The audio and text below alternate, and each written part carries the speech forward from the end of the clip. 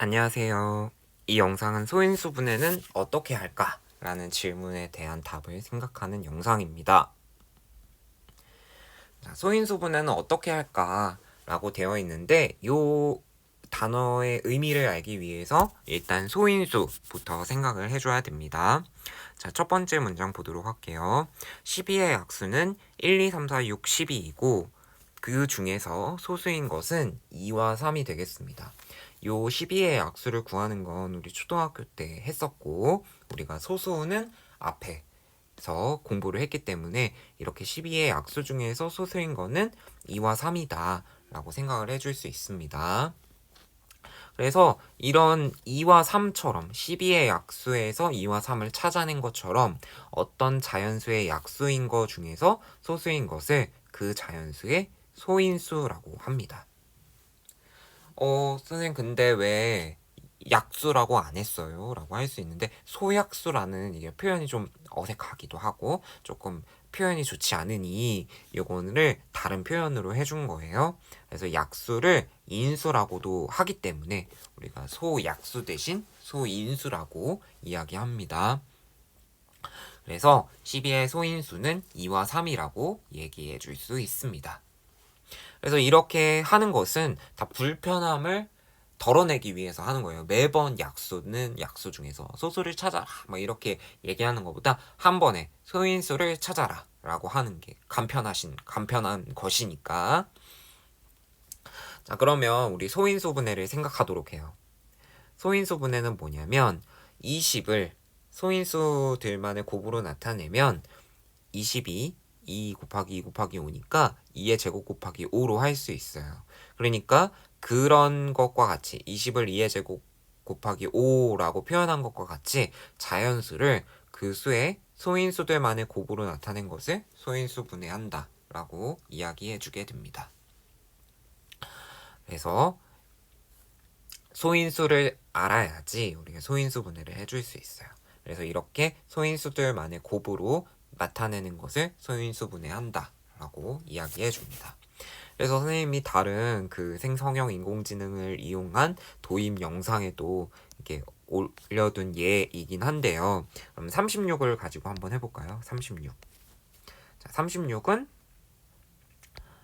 2 곱하기 18. 또 18은 2 곱하기 9. 9는 3 곱하기 3. 이렇게 되니까 36은 2의 제곱 곱하기 3의 제곱이다 라고 이제 생각을 해줄 수 있어요. 그래서 36을 소인수 분해한 결과가 2의 제곱 곱하기 3의 제곱이 되겠습니다. 그래서 소수를 소인수 분해하는 것은 의미가 없어요. 그 자체인 거니까. 그런데 이런 합성수를 소인수 분해하는 것은 이제 어떤 수들의 곱으로 이루어졌는지를 이렇게 관찰할 수 있는 것이니까 의미가 있는 작업이 되겠습니다. 그래서 이런 것처럼 합성수를 한번 소인수 분해해 보도록 할게요. 자, 우리 함께 하기를 보겠습니다.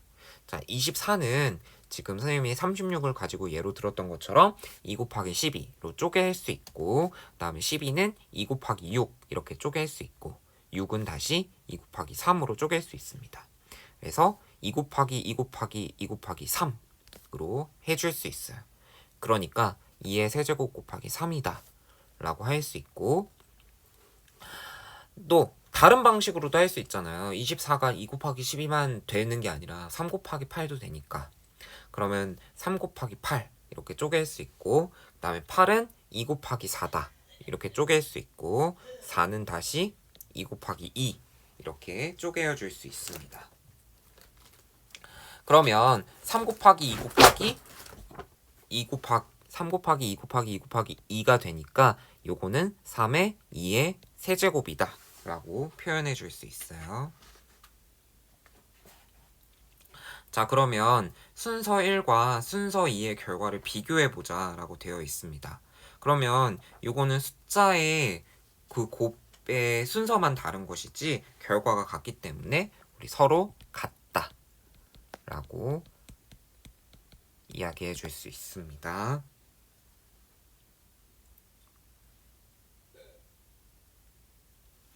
자, 그러면 이거에 대해서 조금 더 연습도 해보고 이거에 관한 내용에 대해서 좀 더 생각해 보도록 하겠습니다. 자, 우리 앞에서 24를 어떤 순서로 소인수분해 해도 결과가 2의 세제곱 곱하기 3으로 모두 같음을 알 수 있었어요. 그래서 어떤 자연수를 소인수분해 할 때는 일반적으로 순서를 생각하지 않고 봅니다. 그래서 그런 순서를 생각하지 않으면 오직 한 가지뿐이다 라고 이야기할 수 있겠습니다. 그래서 우리 중고등학교에서 공부를 할 때는 이런 순서는 생각하지 않는 경우가 일반적인 경우입니다. 그래서 또 여기 이제 막 학기초라고 해가지고 요거에 굉장히 꽂혀 있는 친구들은 일반적이지 않은 경우는 무엇인가요? 막 이렇게 질문하는데 사실 그런 내용을 다루기는 하지만 그게 대학교에서나 나오는 내용이 되겠습니다.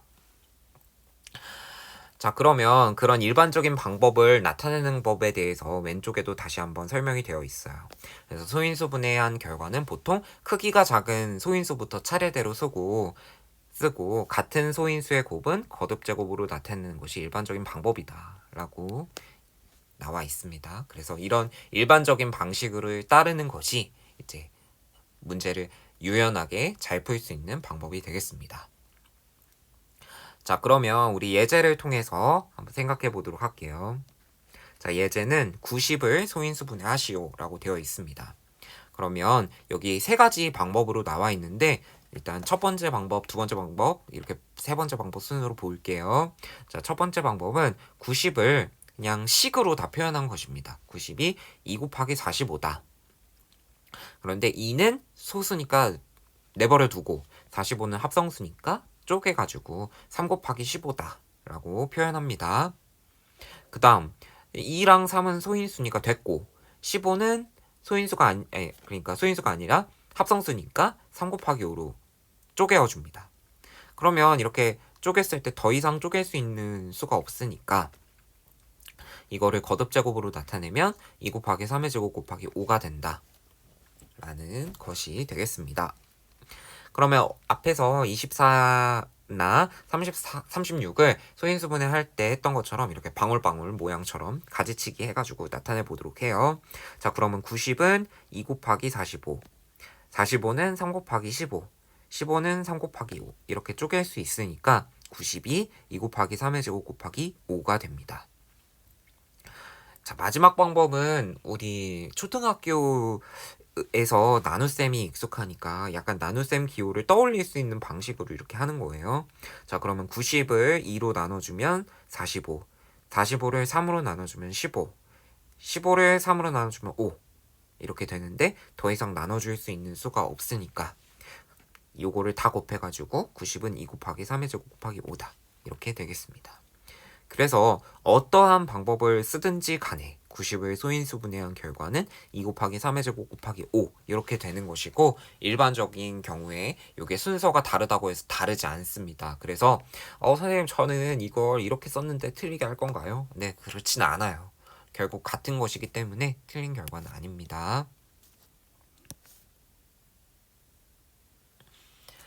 자, 그러면 이제 마지막으로 우리가 할 것들의 주제가 뭐냐면은 소인수분해를 이용하여 약수를 구하는 것입니다.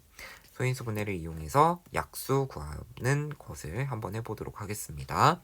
우리가 약수를 그동안은 하나하나 다 찾는 형태로 했었는데 소인수분해를 이용하면 약수를 조금 더 간편하게 찾아줄 수 있어요. 그래서 소인수분해를 이용해서 75의 약수를 구해보도록 하겠습니다. 이렇게 소인수분해를 이용하라고 말이 있습니다. 그러니까 소인수분해 이용해 줘야 돼요. 그러면 75 여기 풀이에 답이 다 나와 있지만 한번 75 소인수분해를 하는 거를 떠올려 볼게요. 자, 그러면은 요거는 3의 배수니까 3 곱하기 25다 이걸 할 수 있고 25는 5 곱하기 5다 이렇게 되니까 요것의 소인수분해의 결과는 3 곱하기 5의 제곱이 되겠습니다. 그러면 이걸 가지고 약수를 찾는 방법을 이렇게 표를 그려서 우리 생각을 해볼 수 있어요. 그래서 표로 그려보도록 하겠습니다. 그래서 요거는 곱셈 표인데요. 일단 하나의 소인수의 약수를 가로축에 쓰고 또 다른 그 소인수의 약수를 세로축에 이제 써주게 됩니다. 그래서 3의 약수를 우리 한번 세로축에 써서 1, 3 이렇게 써보고 5의 제곱의 약수를 가로축에 1, 5, 5의 제곱 이렇게 한번 써보도록 할게요. 그래서 이게 서로 다른 그 소인수들의 약수를 이렇게 표로 채워가지고 만들어주면 이 곱셈 표 안에 곱의 결과를 이렇게 채워주면 약수를 다 빠짐없이 찾을 수 있게 됩니다. 그럼 한번 해볼게요. 1 곱하기 1이라서 여기 1이고 1 곱하기 5는 5 1 곱하기 5의 제곱은 25 이렇게 됩니다. 그 다음에 3 곱하기 1은 3 그 다음에 3 곱하기 5는 15 3 곱하기 5의 제곱 그러니까 25를 이걸 곱해주면은 75가 됩니다. 그래서 이렇게 소인수분해를 이용해서 75의 약수를 빠짐없이 구할 수 있다 하는 방법을 이제 생각을 해준 것이고 이걸 통해서 약수의 개수도 사실 생각을 해줄 수 있어요. 약수의 개수는 결국 이 칸의 개수니까 칸의 개수이니까 지금 여기 5의 제곱의 약수가 3개였잖아요.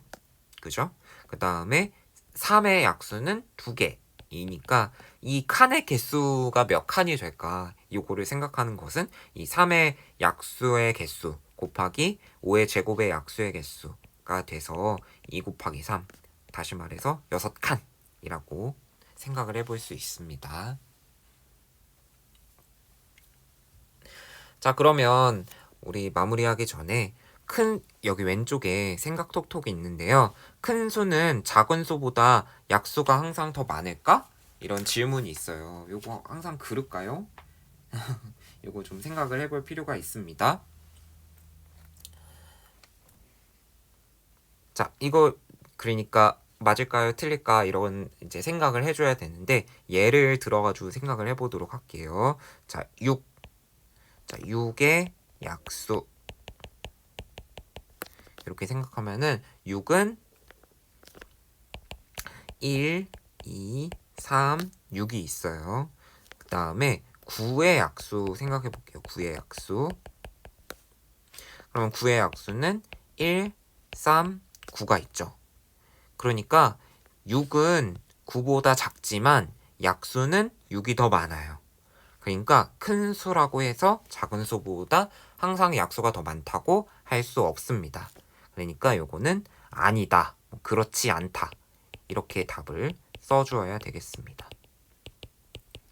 이건 뭐 꼭 6, 9가 아니더라도 뭐 소수를 하나 떠올려가지고 생각을 할 수도 있는 거죠. 뭐 6의 약수, 7의 약수 뭐 이렇게 해가지고 생각해보면 7의 약수의 개수는 2개이지만 6의 약수는 4개가 되니까 큰 수라고 해서 작은 수보다 약수가 항상 더 많다라고 얘기할 순 없습니다. 자, 그래서 이번 영상에서는 소인수 분해를 하는 방법에 대해서 살펴보았고 소인수 분해를 이용하여 약수를 구하는 과정에 대해서도 살펴보았습니다.